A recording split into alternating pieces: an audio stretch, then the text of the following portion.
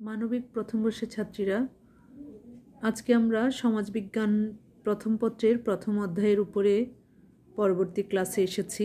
আজকে আমাদের প্রথম অধ্যায়ের উপরে আলোচ্য বিষয় থাকছে সামাজিক বিজ্ঞানের অন্যান্য শাখার সাথে সমাজবিজ্ঞানের সম্পর্ক।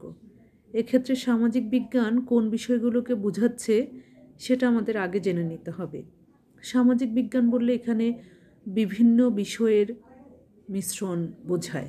যেমন এখানে সামাজিক বিজ্ঞান বলতে রাষ্ট্রবিজ্ঞান, অর্থনীতি, ইতিহাস, নৃবিজ্ঞান, সমাজকল্যাণ, সমাজকর্ম, মনোবিজ্ঞান ইত্যাদি ইত্যাদি বিষয়কে বোঝানো হয়। তো সেক্ষেত্রে আমরা অনেকগুলো বিষয়ের সাথে সমাজবিজ্ঞানের সম্পর্ক আমরা আলোচনা বুঝাচ্ছি, অর্থাৎ সামাজিক বিজ্ঞানের সাথে অন্যান্য শাখার সামাজিক বিজ্ঞানের অন্যান্য শাখার সাথে সমাজবিজ্ঞানের সম্পর্ক। তো সেক্ষেত্রে আমরা বলেছি সামাজিক বিজ্ঞানগুলো হচ্ছে রাষ্ট্রবিজ্ঞান, অর্থনীতি, নৃবিজ্ঞান, মনোবিজ্ঞান, ইতিহাস, সমাজকর্ম, সমাজকল্যাণ। তার ভেতরে আমরা তিনটি সামাজিক বিজ্ঞানের শাখাকে নিয়েছি। প্রথমে আমরা সমাজবিজ্ঞানের সাথে রাষ্ট্রবিজ্ঞানের সম্পর্ক আলোচনা করব, তারপরে আমরা সমাজবিজ্ঞানের সাথে অর্থনীতির সম্পর্ক আলোচনা করব, এরপরে সর্বশেষ সমাজবিজ্ঞানের সাথে নৃবিজ্ঞানের সম্পর্ক আলোচনা করব। তাহলে এখানে রাষ্ট্রবিজ্ঞান, অর্থনীতি, নৃবিজ্ঞান এগুলো হচ্ছে সামাজিক বিজ্ঞানের শাখা। আমি আবারও বলছি, রাষ্ট্রবিজ্ঞান, অর্থনীতি, নৃবিজ্ঞান এগুলো হচ্ছে সামাজিক বিজ্ঞানের শাখা। এই শাখাগুলোর সাথে আমরা সমাজবিজ্ঞানের সম্পর্ক আলোচনা করব। তাহলে একটু শোনার অথবা দেখার চেষ্টা করো। সমাজবিজ্ঞান, এখানে বিজ্ঞান কথাটা দুবার রিপিট হয়েছে, একবারই পড়বে। সমাজবিজ্ঞান ও রাষ্ট্রবিজ্ঞানের সম্পর্ক আলোচনার ক্ষেত্রে মিল ও অমিল অথবা সাদৃশ্য বৈসাদৃশ্য দুটোই উপস্থাপন করতে হয়। তোমাকে যদি সমাজবিজ্ঞান ও রাষ্ট্রবিজ্ঞানের সম্পর্ক তুলে ধরতে বলে, তখন সেক্ষেত্রে এই দুটো বিজ্ঞানের মাঝে মিলের সম্পর্ক এবং অমিলের সম্পর্ক দুটোই লিখতে হবে। মানে কোথায় কোথায় মিলের সম্পর্ক আছে আর কোথায় কোথায় অমিলের সম্পর্ক আছে, তোমাকে দুটোই লিখতে হবে। যেমন যদি বলা হয় একটি পরিবারের ভাই এবং বোন, একটি ভাই এবং একটি বোন, ভাইয়ের সাথে বোনের সম্পর্ক আলোচনা করার কথা বললে তোমাকে ভাইয়ের সাথে বোনের কোথাও যদি মধুর সম্পর্ক থাকে সেটাও বলতে হবে, কোথাও যদি দ্বান্দ্বিক সম্পর্ক থাকে সেটাও তোমাকে তুলে ধরতে হবে। অর্থাৎ যেই সম্পর্কের ভাই বোনের যে সম্পর্কের মিল আছে এবং যে সম্পর্কের ক্ষেত্রে তাদের অমিল আছে, দুটোই লিখতে হবে বা দুটোই বলতে হবে। তো এক্ষেত্রে আমরা প্রথমে বৈসাদৃশ্য অর্থাৎ অমিল উপস্থাপন করব। কিসের? রাষ্ট্রবিজ্ঞান ও সমাজবিজ্ঞানের। মানে এই দুটো বিষয়ের আমরা অমিল অর্থাৎ পার্থক্য বলতে পারো, অমিলও বলতে পারো, বৈসাদৃশ্য বলতে পারবো। কেন আলোচনা করব? সম্পর্ক আলোচনা করতে গিয়ে আমরা প্রথমে অমিল অর্থাৎ পার্থক্য আলোচনা করব। তাহলে স্ক্রিনে দেখো, দুপাশে আমি দেখানোর চেষ্টা করেছি। প্রথমে রাষ্ট্রবিজ্ঞানকে দেখিয়েছি, তারপরে সমাজবিজ্ঞান।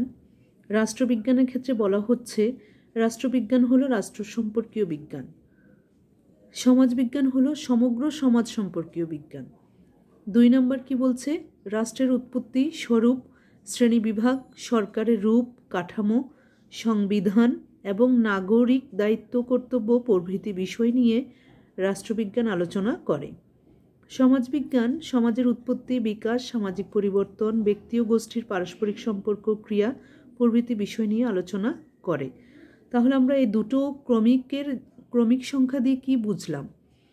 প্রথমটাতে রাষ্ট্রবিজ্ঞান একটি দিক নিয়ে কথা বলে, সমাজবিজ্ঞান ভিন্ন। অর্থাৎ রাষ্ট্রবিজ্ঞান শুধু রাষ্ট্র নিয়ে কথা বলছে আর সমাজবিজ্ঞান সমগ্র সমাজ নিয়ে কথা বলছে। 2 নম্বর বলছে রাষ্ট্রবিজ্ঞান রাষ্ট্রের উৎপত্তি, শ্রেণীবিভাগ, সরকারের গঠন কাঠামো অথবা সংবিধান, নাগরিকের দায়িত্ব কর্তব্য এসব নিয়ে আলোচনা করে। আর সমাজবিজ্ঞান কি করছে? সমাজের উৎপত্তি, বিকাশ, সামাজিক পরিবর্তন, ব্যক্তি ও গোষ্ঠীর পারস্পরিক সম্পর্ক, ক্রিয়া এসব নিয়ে আলোচনা করে। তাহলে আমরা দেখছি একটি বিজ্ঞান যা করে আরেকটি বিজ্ঞান তার বিপরীতটা মানে বিপরীত দিকের ভূমিকা রাখছে। তাহলে এখানে আমরা দুটি পার্থক্য দেখলাম। ছাত্রীরা, আমরা 3 নম্বর পার্থক্য অথবা অমিল অথবা বৈসাদৃশ্যে পৌঁছেছি রাষ্ট্রবিজ্ঞান এবং সমাজবিজ্ঞানের। রাষ্ট্রবিজ্ঞান আমরা 3 নম্বর আলোচনা করছি। রাষ্ট্রবিজ্ঞান মানুষের শুধু রাজনৈতিক দিক নিয়ে আলোচনা করে, আর সমাজবিজ্ঞান মানুষের জীবনের সার্বিক দিক নিয়ে বস্তুনিষ্ঠ আলোচনা করে। রাষ্ট্রবিজ্ঞান বাস্তব জগৎ সম্পর্কে নিরপেক্ষ ভূমিকা পালন করতে পারে না, মানে রাষ্ট্রবিজ্ঞান বাস্তবতার ক্ষেত্রে কখনো নিরপেক্ষ ভূমিকা পালন করতে পারে না, নিউট্রাল থাকতে পারে না। সমাজবিজ্ঞান বাস্তব জগৎ সম্পর্কে মূল্যবোধ নিরপেক্ষ থাকার চেষ্টা করে। রাষ্ট্রবিজ্ঞান যেটা পারে না, সমাজবিজ্ঞান সেটা পারে বলছে। 5 নম্বর, রাষ্ট্রবিজ্ঞান একটি আদর্শনিষ্ঠ বিজ্ঞান আর সমাজবিজ্ঞান বস্তুনিষ্ঠ বিজ্ঞান। তাহলে এখানে আমরা 5টি ক্রমিক সংখ্যার মধ্য দিয়ে আমরা 5টি পার্থক্য অর্থাৎ অমিল দেখানোর চেষ্টা করেছি কিসের? রাষ্ট্রবিজ্ঞানের সাথে সমাজবিজ্ঞানের। রাষ্ট্রবিজ্ঞান হচ্ছে সামাজিক বিজ্ঞানের একটি শাখা। আমরা এই শাখাটার সাথে সমাজবিজ্ঞানের সম্পর্ক আলোচনা করতে গিয়ে প্রথমে আমরা অমিল অর্থাৎ পার্থক্য দেখানোর চেষ্টা করেছি। এখন আমরা মিল কি, এই দুটো বিজ্ঞানের মাঝে কোথায় মিল আছে আমরা সেই মিলটা দেখানোর চেষ্টা করব। ছাত্রীরা, তোমরা দেখতে পাচ্ছ একটি বইয়ের পেজের ছবি আমি দেখানোর চেষ্টা করছি। এই বইটির রেফারেন্স আমি দিয়েছি জাকিয়া নাজনীনের বই, অর্থাৎ আইডিয়াল বুকস প্রকাশনের বই। আমি বেশ কিছুদিন আগেই তোমাদের কিনতে বলে দিয়েছি। যারা কিনেছো তারা পেজ নাম্বার মিলিয়ে পড়ে নিবে। দেখো আমি এখানে কলমের বল পেনের একটা ব্রেকেট দিয়েছি, কালো ব্রেকেট, মিল লিখে রেখেছি। যেখান থেকে কালো ব্রেকেট শুরু হয়েছে তারপর নিচ পর্যন্ত কালো ব্রেকেট শেষ হয়েছে। তাহলে দেখো এখানে আমরা মিল বলার চেষ্টা করব। সমাজবিজ্ঞান ও রাষ্ট্রবিজ্ঞান উভয়ই বিভিন্ন সমস্যা নিয়ে আলোচনা, গবেষণা এবং বিশ্লেষণ করে। সমস্যাগুলো একদিকে যেমন রাজনৈতিক, অন্যদিকে তেমনি সামাজিকও। অর্থাৎ সমাজের এমন কিছু সমস্যা রয়েছে যে সমস্যাগুলোর পেছনে কিছু রাজনৈতিক কারণ আছে, কিছু সামাজিক কারণও রয়েছে। অতএব সমস্যাগুলোকে যথার্থ পূর্ণাঙ্গভাবে বুঝতে হলে এবং সেগুলোর সমাধানের সঠিক পথ খুঁজে পেতে হলে রাষ্ট্রবিজ্ঞানীকে যেমন সমাজবিজ্ঞানীর সাহায্য নিতে হয়, তেমনি সমাজবিজ্ঞানীকেও সমস্যাগুলো রাজনৈতিক তাৎপর্য বুঝতে রাষ্ট্রবিজ্ঞানীদের মৌলিক ধারণাগুলো সম্পর্কে অবহিত হতে হয়। অর্থাৎ সমস্যাগুলো যেটাই হোক, সেটা রাজনৈতিক হতে পারে, সামাজিকও হতে পারে, এই সমস্যাগুলোর সঠিক সমাধান খুঁজে বের করতে হলে রাষ্ট্রবিজ্ঞানীকে সমাজবিজ্ঞানীর সাহায্য নিতে হবে, আবার সমাজবিজ্ঞানীকেও একজন রাষ্ট্রবিজ্ঞানীর সাহায্য নিতে হবে। অর্থাৎ রাষ্ট্রবিজ্ঞানীর মৌলিক ধারণা সম্পর্কে তাকে জ্ঞান রাখতে হবে। রাষ্ট্রবিজ্ঞানী এবং সমাজবিজ্ঞানী পরস্পরের কাছ থেকে রাষ্ট্র সমাজ সম্পর্কে বিভিন্ন তত্ত্ব ও তথ্য সংগ্রহ করে এবং করার পরে কী করে? কোনো সিদ্ধান্তে উপনীত হতে কিংবা সর্বসাধারণের উন্নতির জন্য এবং ভবিষ্যৎ পরিকল্পনা প্রণয়নে সাহায্য নিয়ে থাকে। তাহলে শেষে আমরা কি বলতে পারি? উপরের আলোচনার প্রেক্ষিতে বলা যায় সমাজবিজ্ঞান ও রাষ্ট্রবিজ্ঞানের মধ্যে সম্পর্ক এতই গভীর যে সমাজবিজ্ঞানীকে যেমন বিভিন্ন তথ্যের জন্য রাষ্ট্রবিজ্ঞানীর শরণাপন্ন হতে হয়, তেমনি রাষ্ট্রবিজ্ঞানীকেও বিভিন্ন তথ্যের জন্য সমাজবিজ্ঞানীর মুখাপেক্ষী হতে হয়। একজন অধ্যাপক বলেছিলেন, তার নাম ছিল গেডিংস, তিনি বলেছিলেন সমাজবিজ্ঞানের মূল সূত্রগুলো সম্পর্কে জ্ঞান না থাকলে রাষ্ট্রবিজ্ঞান সম্পর্কেও পূর্ণ জ্ঞান অর্জন সম্ভব নয়। অর্থাৎ সমাজবিজ্ঞানের যে মূল জিনিসগুলো রয়েছে সেগুলো সম্পর্কে যদি জ্ঞান না থাকে তাহলে রাষ্ট্রবিজ্ঞান সম্পর্কেও পূর্ণ জ্ঞান অর্জন সম্ভব হবে না। এবং এটার মধ্য দিয়ে, এই গিডিংসের একটি উক্তির মধ্য দিয়ে আমরা এটা বুঝতে পারছি যে এই দুটো বিজ্ঞানের সাথে খুবই গভীর সম্পর্ক, মানে মিলের সম্পর্ক রয়েছে। তাহলে তোমরা মিলটা, এই ব্রেকেট মানে কলমের ব্রেকেট, ফার্স্ট ব্রেকেট যেখান থেকে যেখানে শেষ হয়েছে এবং নিচের শেষ লাইনগুলো অর্থাৎ উপরের আলোচনার প্রেক্ষিতে বলা যায় এটা মিলিয়ে পড়বে। আমি পার্থক্যটা অর্থাৎ অমিলটা আমি লিখে দিয়েছি এবং মিলটা তোমরা এই বই থেকে নিয়ে নিবে। আমি স্ক্রিনে ছবি পাঠাবো এবং ভিডিও থেকেও দেখার চেষ্টা করবো। আর যারা বই কিনেছো তারা আমি ছবি পাঠালে আরও বুঝতে পারবে ভালো করে, আর যারা এখনও বইটা কিনোনি আমি ছবি পাঠালে আশা করি বুঝে নিতে পারবে। ছাত্রীরা, আমরা এখন চলে এসেছি সমাজবিজ্ঞান ও অর্থনীতির সম্পর্ক আলোচনার ক্ষেত্রে আমরা কিভাবে আলোচনা করব। কিছুক্ষণ আগে যেটা বলেছি, রাষ্ট্রবিজ্ঞান ও সমাজবিজ্ঞানের ক্ষেত্রে প্রথমে আমরা অমিল অর্থাৎ বৈসাদৃশ্য আলোচনা করব, সেম সমাজবিজ্ঞান ও অর্থনীতির ক্ষেত্রেও তাই হবে। তাহলে আসো প্রথমে আমরা অর্থনীতিকে রেখে সমাজবিজ্ঞানকে তার পাশে রেখে আমরা পার্থক্যগুলো দেখাচ্ছি। এই পার্থক্যের মধ্য দিয়ে একটা সম্পর্ক দেখানো হবে। কি সম্পর্ক? বৈসাদৃশ্যের সম্পর্ক। আচ্ছা, তাহলে 1 নম্বর কি বলছে? অর্থনীতি শুধু মানুষের অর্থনৈতিক কর্মকাণ্ড নিয়ে আলোচনা করে। আচ্ছা, এখানে একটু ভুল হয়েছে, আমি কারেকশন দিচ্ছি। হ্যাঁ ছাত্রীরা, আমরা যেটা আলোচনা শুরু করে ফেলেছিলাম, এখানে একটু সমাজবিজ্ঞানের 1 নম্বর পয়েন্টে একটু ভুল ছিল। আমি কারেকশনটা না করেই ভিডিওটা শুরু করেছিলাম, এখন আমি কারেকশন করেছি। তাহলে একটু আবার দেখো কষ্ট করে বা শোনো। 1 নম্বর কি বলছে? অর্থনীতি শুধু মানুষের অর্থনৈতিক কর্মকাণ্ড নিয়ে আলোচনা করে। সমাজবিজ্ঞান মানুষের জীবনের সকল কর্মকাণ্ড নিয়ে আলোচনা করে। অর্থনীতি শুধু একটি সাইড নিয়ে অর্থাৎ অর্থনৈতিক দিক নিয়ে, আর সমাজবিজ্ঞান মানুষের সকল দিক নিয়ে। 2 নম্বর কি বলছে? অর্থনীতির মূল আলোচ্য বিষয় হচ্ছে উৎপাদন, বন্টন, ভোগ, সঞ্চয় ও লগ্নি। আর সমাজবিজ্ঞানের মূল আলোচ্য বিষয় হচ্ছে মানুষ ও সমাজ। অর্থনীতি সমাজ জীবনের 3 নম্বর বলছি, অর্থনীতি সমাজ জীবনের মাত্র একটি দিক নিয়ে আলোচনা করে। সমাজবিজ্ঞান সমগ্র সমাজ নিয়ে আলোচনা করে। মানুষ কিভাবে অর্থ উপার্জন করে এবং তা ব্যয় করে এ সম্পর্কিত প্রশ্নাবলী অর্থনীতির বিশেষ অনুশীলনের বস্তু। আর অর্থনৈতিক প্রতিষ্ঠানগুলোর সামাজিক ভূমিকা কী তা সমাজবিজ্ঞানের বিশেষ অনুশীলনের বিষয়বস্তু। তাহলে এখানে আমরা 4টা পার্থক্য দেখলাম। কিসের? সমাজবিজ্ঞানের সাথে অর্থনীতির। আর অর্থনীতি হচ্ছে সামাজিক বিজ্ঞানের একটি শাখা। এই শাখাটার সাথে আমরা সমাজবিজ্ঞানের সম্পর্ক আলোচনার ক্ষেত্রে প্রথমে আমরা বৈসাদৃশ্যের সম্পর্কটা কেমন হয় এই দুটো বিষয়ের বা এই দুটো বিজ্ঞানের, আমরা সেটা দেখানোর চেষ্টা করলাম 4টি পয়েন্ট আউট করে। এরপরে আমরা এই দুটো বিষয়ের সম্পর্কের সাদৃশ্য কোথায় অর্থাৎ মিল, আমরা মিল দেখাবো। এতক্ষণ আমরা অমিল দেখিয়েছি, এখন আমরা মিল দেখানোর চেষ্টা করব। এবং মিলটা কোন বই থেকে আলোচনা হবে সেটাও আমি তোমাদের জানিয়ে দিব। হ্যাঁ ছাত্রীরা, তোমরা দেখতে পাচ্ছ তোমার সমাজবিজ্ঞান ও অর্থনীতি একটা শিরোনাম। এখানে আমি ব্রেকেট দিয়ে রেখেছি কলম দিয়ে, অর্থাৎ কালো কালি দিয়ে, যেখানে আমি মিল থেকে মিল ব্রেকেট শেষ হয়েছে। প্রথম মিলে একটা ব্রেকেট, তারপরে দেখো আবার মিল লেখা দেখা যাচ্ছে। এখানে আমরা সমাজবিজ্ঞান ও অর্থনীতির মিলের সম্পর্কটা দেখানোর চেষ্টা করব, অর্থাৎ সাদৃশ্যের সম্পর্ক। তাহলে প্রথমে দেখো, এটাও আমরা জাকিয়া নাজরিনের বই থেকে আলোচনা করছি। মানুষের জীবনের যে দিকটি বাস্তব জগৎ অর্থাৎ উৎপাদন, বন্টন, ভোগ এসবের সাথে জড়িত, সেটি তার অর্থনৈতিক দিক। অর্থনীতি মানুষের জীবনযাত্রার ওই ক্ষেত্র নিয়ে আলোচনা করে, মানে উৎপাদন, বন্টন, ভোগ। মানুষ উৎপাদন করে, মানুষ বন্টন করে, মানুষ আবার ভোগ করছে, এগুলো হচ্ছে বাস্তব। মানুষের অর্থনৈতিক কর্মকাণ্ড মূলত সমাজের পারিপার্শ্বিকতা, সামাজিক কাঠামো, মূল্যবোধ প্রভৃতির উপর বিশেষভাবে নির্ভরশীল। অর্থাৎ আমাদের সমাজ কাঠামোর উপরে আমাদের অর্থনৈতিক কর্মকাণ্ড ডিপেন্ডেন্ট।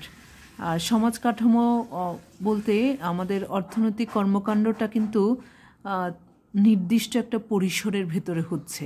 অর্থাৎ তোমার একটি দেশের জন্য বা একটি সমাজের জন্য কতটা উৎপাদন করতে হবে তার চেয়ে কিন্তু বেশি উৎপাদন করা ঠিক হবে না। কারণ তুমি যদি বেশি উৎপাদন করো কিন্তু সেটার যদি কোনো চাহিদা না থাকে তাহলে তো তোমার উৎপাদনটা ভেস্তে চলে যাবে, সেই উৎপাদন ভ্যালুলেস হয়ে যাবে।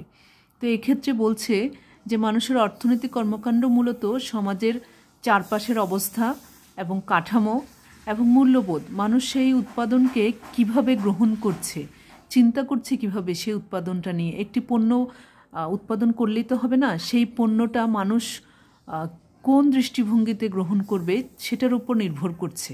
তাই মানুষের অর্থনৈতিক কর্মকাণ্ডকে সমাজ থেকে আলাদা করে বিশ্লেষণ করা সম্ভব নয়। কোনো দেশের অর্থনৈতিক অবস্থাকে জানতে হলে, বুঝতে হলে আগে সামাজিক অবস্থাকে পরিপূর্ণভাবে বোঝা প্রয়োজন। অর্থাৎ একটি দেশে যদি কোনো পণ্য উৎপাদন করতে হয়, সেই দেশের সব শ্রেণীর মানুষের জন্য একটি পণ্য উৎপাদন করতে হবে। একজন কোম্পানি শুধুমাত্র উচ্চবিত্তের জন্য যদি কোনো পণ্য উৎপাদন করে, একটা সমাজে তো শুধু উচ্চবিত্ত থাকে না, এখানে মধ্যবিত্ত থাকে, নিম্ন মধ্যবিত্ত থাকে, বিত্তহীন মানুষও থাকবে। তাহলে একটি কোম্পানি শুধুমাত্র তার প্রোডাক্টটা শুধু যদি উচ্চবিত্তের জন্য উৎপাদন করে, তাহলে কিন্তু ওনার সেই উৎপাদন খুব বেশি ফলশ্রুতি পাবে না। তো এই ক্ষেত্রে যেটা দেখতে হবে, যে তো কোনো দেশের অর্থনৈতিক অবস্থা জানতে হলে, বুঝতে হলে আগে থেকে তার সামাজিক অবস্থাকে জানতে হবে। একটি দেশের সামাজিক অবস্থান বা মানুষের সামাজিক অবস্থান কেমন, সেটা জানলেই কিন্তু বোঝা যাবে যে সেই দেশের অর্থনৈতিক অবস্থাটা কেমন। মানুষের সামাজিক পারিপার্শ্বিকতাকে উপেক্ষা করে অর্থনৈতিক আলোচনা এবং পরিকল্পনা গ্রহণ অর্থহীন। অর্থাৎ একজন মানুষের সমাজের অবস্থান তুমি যদি বাদ দিয়ে কোনো অর্থনৈতিক আলোচনা করো বা পরিকল্পনা গ্রহণ করো, তাহলে সেটা অর্থহীন অবাস্তব হতে বাধ্য হবে। যেমন তুমি যদি বাংলাদেশে প্রচুর প্রাইভেট কার নিয়ে আসো বাহির দেশ থেকে আমদানি করে, ইম্পোর্ট করে, তো সেই প্রাইভেট কার কেনার মতো লোক থাকতে হবে না? একটি দেশের যদি বেশিরভাগ মানুষ দরিদ্র হয়, তাহলে সে ওই প্রাইভেট কার কিভাবে কিনবে? তো এক্ষেত্রে তোমার কোনো পরিকল্পনা গ্রহণ করতে হলে সেটা অবশ্যই সমাজের মানুষের চারপাশের অবস্থা চিন্তা করে করতে হবে। তার মানে এখানে অর্থনৈতিক পরিকল্পনার সাথে সমাজ জড়িত আছে। তাছাড়া যেহেতু সমাজের অর্থনৈতিক কর্মকাণ্ড সমাজস্থ মানুষকে ঘিরে আবর্তিত, সেহেতু সমাজও তার কাঠামো অনুধাবন করা ছাড়া অর্থনৈতিক আলোচনা অবান্তর। মানুষের অর্থনৈতিক কর্মকাণ্ড তো তার সমাজের মানুষকে ঘিরেই, এটা তো খুবই সহজ কথা। তাহলে যেই মানুষকে ঘিরেই অর্থনৈতিক কর্মকাণ্ড, সেই মানুষকে ছাড়া যদি আমরা কোনো কিছু চিন্তা করি, তাহলে সেই আলোচনাটা অবান্তর হবে। সমাজবিজ্ঞানের বিজ্ঞানভিত্তিক গবেষণা বিশ্লেষণ অর্থনৈতিক আচরণকে বুঝতে বিশেষভাবে সাহায্য করে। সমাজস্থ মানুষের জীবনযাত্রার মান সংশ্লিষ্ট সমাজের অর্থনৈতিক সমৃদ্ধির উপর বিশেষভাবে নির্ভর করে। মানুষের জীবনধারা অর্থনৈতিক গতি দ্বারা বিশেষভাবে প্রভাবিত। তাহলে আমরা উপরের আলোচনা থেকে যেটা আমরা এক বাক্যে বুঝতে পারি, সেটি হচ্ছে সমাজবিজ্ঞানের জ্ঞান ছাড়া অর্থনীতির আলোচনা যেমন অসম্পূর্ণ, তেমনি অর্থনৈতিক ধারণা ব্যতীত সমাজবিজ্ঞানের আলোচনাও অর্থপূর্ণ হয় না। অর্থাৎ তুমি যদি কোনো দেশের অর্থনৈতিক অবস্থা জানতে চাও, তাহলে সেই দেশের সমাজে কী শ্রেণীর মানুষ বসবাস করছে তাদেরকে নিয়ে আগে তোমার জ্ঞান নিতে হবে। আবার কোনো দেশের সমাজ ব্যবস্থা সম্পর্কে জানতে হলে সেই দেশের অর্থনৈতিক কাঠামোকে তোমার জানতে হবে, যে এই দেশের অর্থনৈতিক কাঠামো কেমন, এই দেশের উৎপাদন কেমন। উৎপাদন যেমন হবে, মনে করতে হবে সেখানকার মানুষের জীবনযাপন ব্যবস্থাও ততটা ভালো। তাহলে একটার সাথে আরেকটা অনেকটাই তোমার অঙ্গাঙ্গিভাবে জড়িত। একটির জ্ঞান ছাড়া আরেকটির আলোচনা একেবারেই অসম্পূর্ণ। তাহলে এখানে আমরা সাদৃশ্যের একটা সম্পর্ক দেখতে পাচ্ছি, কিসের সাথে? সমাজবিজ্ঞানের সাথে অর্থনীতির। তাহলে এখানে যে ব্রেকেট আমি কলম দিয়ে দাগিয়েছি, ফার্স্ট ব্রেকেট প্রথম থেকে দেখো মিল মিল লেখা আছে, এতটুকু হচ্ছে আমাদের সাদৃশ্যের সম্পর্ক। আর বৈসাদৃশ্যটা তো আমি কিছুক্ষণ আগেই বললাম। এখন আমরা সমাজবিজ্ঞানের সাথে নৃবিজ্ঞানের আলোচনা দেখাবো। ছাত্রীরা, যেটা বলছিলাম, সমাজবিজ্ঞান ও নৃবিজ্ঞানের সম্পর্ক আলোচনার ক্ষেত্রেও মিল ও অমিল অর্থাৎ সাদৃশ্য বৈসাদৃশ্য দুটো আলোচনা করতে হয়। তাহলে প্রথমে দেখো আমরা সমাজবিজ্ঞানকে লিখলাম, তারপরে নৃবিজ্ঞান আমি একটু মার্কিং করেছি যাতে একটু, অর্থাৎ হাইলাইট করেছি যেন একটু দেখতে ভালো দেখায়। প্রথমে 1 নম্বর, সমাজবিজ্ঞানের মূল বিষয় হলো সমাজ, আর নৃবিজ্ঞানের মূল বিষয় হলো মানুষ। একটু খেয়াল করো, একটির মূল বিষয় সমাজ, আরেকটির মূল বিষয় মানুষ। মানুষের 2 নম্বর, মানুষের অতীত ও বর্তমানের ইতিহাস সম্পর্কে ব্যাখ্যা ও গবেষণা করে সমাজবিজ্ঞান। অপরদিকে নৃবিজ্ঞান কী করে? মানুষের আদিম ইতিহাস সম্পর্কে গবেষণা করে নৃবিজ্ঞান, আদিম ইতিহাস সম্পর্কে। সমাজবিজ্ঞান কিন্তু আদিম বলতে অতীতের কথা বোঝাচ্ছে আসলে। সমাজবিজ্ঞান অতীত বর্তমান দুটোর ইতিহাস নিয়ে কথা বলে, আর নৃবিজ্ঞান মানুষের শুধু অতীতের ইতিহাস সম্পর্কে কথা বলে। আদিম মানে অতীতকে বোঝাচ্ছে। 3 নম্বর, সমাজবিজ্ঞান সমাজের বিকাশধারা আলোচনা করতে গিয়ে মানুষ সম্পর্কেও ব্যাপক আলোচনা করে। অর্থাৎ সমাজবিজ্ঞান সমাজ কিভাবে এসেছে, সমাজের বর্তমান রূপ কত সময় পার করে আসলো, কি কি ঘটনা ঘটলো, এই সার্বিক বিষয়ে আলোচনা করতে গিয়ে এখানে মানুষকে নিয়েও আলোচনা করে। নৃবিজ্ঞান কিন্তু সেরকমটা না। নৃবিজ্ঞান শুধু আদিম মানুষ ও তাদের জীবন প্রণালী নিয়ে আলোচনা করে, অর্থাৎ মানুষ আগে কেমন ছিল, মানুষের স্ট্রাকচার কেমন ছিল, তার কি দুটো চোখ, দুটো কান, তার লোমকূপ এরকম ছিল কিনা, তার আকার এরকম ছিল কিনা। নৃবিজ্ঞান শুধু মানুষকে নিয়েই আলোচনা করে। 4 নম্বর কি বলছে? সমাজবিজ্ঞান আধুনিক সমাজের আচার অনুষ্ঠান, ধর্মীয় জীবন এবং সামাজিক সংগঠন নিয়ে আলোচনা করে। আধুনিক সমাজের। আর নৃবিজ্ঞান আদিম সমাজের আচার অনুষ্ঠান, ধর্মীয় জীবন এবং সামাজিক সংগঠন নিয়ে আলোচনা করে। একটি করছে আধুনিক সমাজের, আরেকটি করছে আদিম সমাজের। একটু দেখো, আর বাকি কথাগুলো কিন্তু একই। আচার অনুষ্ঠান সমাজবিজ্ঞানের ক্ষেত্রেও আছে, ধর্মীয় জীবনও থাকবে, সামাজিক সংগঠনও থাকবে। অপরদিকে নৃবিজ্ঞানের ক্ষেত্রেও থাকবে আচার অনুষ্ঠান নিয়ে কথা, ধর্মীয় জীবন এবং সামাজিক সংগঠন নিয়ে কথা। কিন্তু দেখো, দুটো শব্দচয়ন আলাদা। সমাজবিজ্ঞান আধুনিক সমাজের, নৃবিজ্ঞান আদিম সমাজের। এবার 5 দেখো, সমাজবিজ্ঞানী একটি বৃহৎ সমাজ সম্পর্কে যত দ্রুত গবেষণা পেশ করতে পারে, নৃবিজ্ঞানের পক্ষে বৃহৎ সমাজ সম্পর্কে তত দ্রুত তা পারে না। মানে নৃবিজ্ঞানীর পক্ষে বৃহৎ সমাজ সম্পর্কে তাড়াতাড়ি কোনো গবেষণা পেশ করা সম্ভব না, কিন্তু সমাজবিজ্ঞানীর পক্ষে তা সম্ভব। তাহলে এখানে আমরা 5টি ক্রমিক সংখ্যার মধ্য দিয়ে আমরা সমাজবিজ্ঞান ও নৃবিজ্ঞানের 5টি বৈসাদৃশ্যের সম্পর্ক দেখালাম। বৈসাদৃশ্যের সম্পর্ক অর্থাৎ অমিলের সম্পর্ক দেখালাম। আমরা এখন মিলের সম্পর্ক জানব। এই দুটো বিজ্ঞানের মাঝে যথেষ্ট মিল আছে, মিলের সম্পর্ক আছে, আমরা সেটা দেখানোর চেষ্টা করব। ছাত্রীরা, আমি একটু বলে রাখি, আমি সমাজবিজ্ঞান ও নৃবিজ্ঞানের যে মিলের সম্পর্কটা, এটা আমি দুটো বই থেকে আলোচনা করব। এখন প্রথমে স্ক্রিনে যে বইয়ের ছবিটা দেখছো, এটা হচ্ছে জাকিয়া নাজনীনের বই, অর্থাৎ আইডিয়াল বুকসের।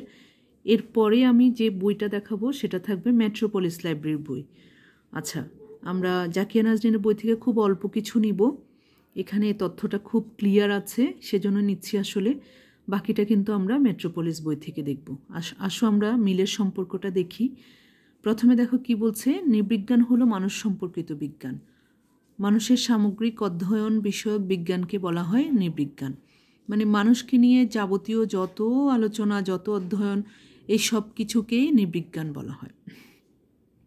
সমাজবিজ্ঞানের বিষয়বস্তুর মতো নৃবিজ্ঞানের বিষয়বস্তু অত্যন্ত ব্যাপক ও বৈচিত্র্যময়। অর্থাৎ সমাজবিজ্ঞানের বিষয়বস্তু যতটা ব্যাপক, নৃবিজ্ঞানের বিষয়বস্তুও ততটা ব্যাপক।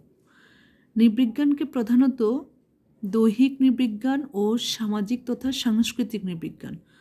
একটু ভালো করে দেখো, নৃবিজ্ঞানকে দুটি শাখায় বিভক্ত করা হয়। একটি হচ্ছে দৈহিক নৃবিজ্ঞান, আর একটি হচ্ছে সাংস্কৃতিক অথবা সামাজিকও বলতে পারো নৃবিজ্ঞান। প্রথমটিতে সংস্কৃতির উপর গুরুত্ব দেওয়া হয়। প্রথমটি মানে কোনটা? দৈহিক নৃবিজ্ঞান।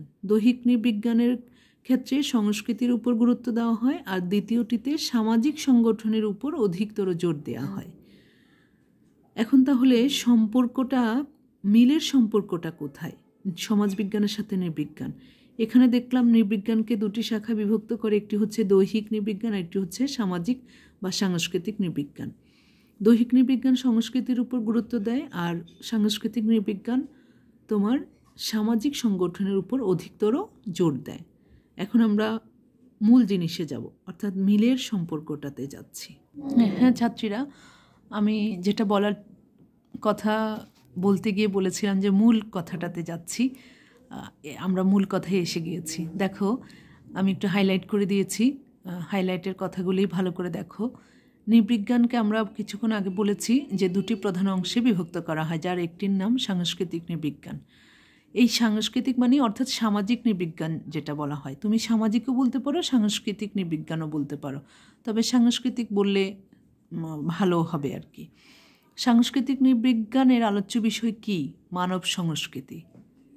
সাংস্কৃতিক নৃবিজ্ঞান তার পঠন পাঠন ও গবেষণার ক্ষেত্রে জাতিতত্ত্ব, তুলনামূলক জাতিতত্ত্ব, ভাষাতত্ত্ব, প্রত্নতত্ত্ব, সামাজিক নৃবিজ্ঞান ইত্যাদির সাহায্য গ্রহণ করে।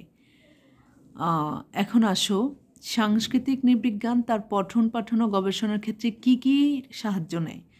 জাতিতত্ত্ব বিভিন্ন তোমার নৃগোষ্ঠী, আমাদের দেশে অনেক নৃগোষ্ঠী রয়েছে, পাহাড়ি অঞ্চলে যত রকম নৃগোষ্ঠী রয়েছে, চাকমা, মারমা, গারো, সাঁওতাল, ত্রিপুরা, মণিপুরী, এই আরও অনেক আছে, তোমার মুরং আছে, খুমি আছে। এদের সবাইকে নিয়ে যে আলোচনা, যে বিজ্ঞান, সেটাকে জাতিতত্ত্ব বলছে, অথবা তুলনামূলক জাতিতত্ত্ব, একটি জাতির সাথে আরেকটি জাতির তুলনা, এটার উপরেও একটি বই আছে। তারপরে ভাষাতত্ত্ব, মানুষের ভাষার অনেক রকম ভেদ আছে। প্রত্নতত্ত্ব আছে। প্রত্নতত্ত্ব বলতে আমাদের আমাদের বহু প্রাচীন কিছু অঞ্চল রয়েছে যেখানে অনেক বিশাল বিশাল গ্রাম ছিল, রাজপ্রাসাদ ছিল, সেগুলো ধ্বংস হয়ে গিয়েছে। এবং অনেক বড় বড় প্রাণী ছিল, যেমন এক্সাম্পল ডাইনোসর, সেগুলো তোমার হারিয়ে গিয়েছে, ধ্বংস হয়ে গিয়েছে। কিন্তু অনেক বছর পর পর না সেগুলো খুঁজে পাওয়া যায়।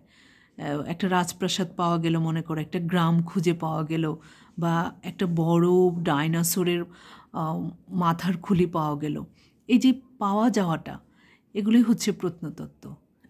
এবং এই বিষয়গুলো, যে বিষয়গুলোর নাম বললাম, জাতিতত্ত্ব, তুলনামূলক জাতিতত্ত্ব, ভাষাতত্ত্ব, প্রত্নতত্ত্ব, এগুলো সাহায্য গ্রহণ করে এই সাংস্কৃতিক নৃবিজ্ঞান।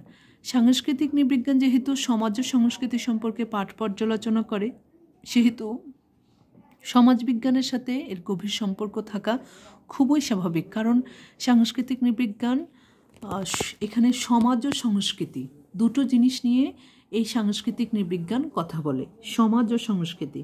তাহলে যেহেতু সমাজ ও সংস্কৃতি নিয়ে সে পাঠ আলোচনা করে, তাহলে তো সমাজবিজ্ঞানের সাথেও সম্পর্ক থাকবে, কারণ সমাজবিজ্ঞানের তো মূল আলোচ্য বিষয়ই হচ্ছে সমাজ।